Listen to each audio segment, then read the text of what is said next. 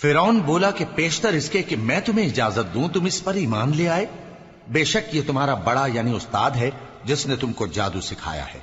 सो मैं तुम्हारे हाथ और पांव मुखालिफ समत से कटवा दूंगा और तुमको खजूरों के तनों पर सूली चढ़वा दूंगा, और तुमको मालूम होगा कि हम में से किसका अजाब ज्यादा सख्त और देर तक रहने वाला है। उन्होंने कहा कि जो दलाइल हमारे पास आ गए हैं उन पर और जिसने हमको पैदा किया है उस पर हम आपको हरगिज तरजीह नहीं देंगे।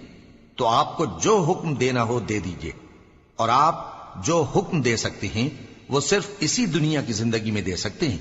हम तो अपने परवरदिगार पर ईमान ले आए ताकि वो हमारे गुनाहों को मुआफ करे, और उसे भी जो आपने हमसे जबरदस्ती जादू कराया।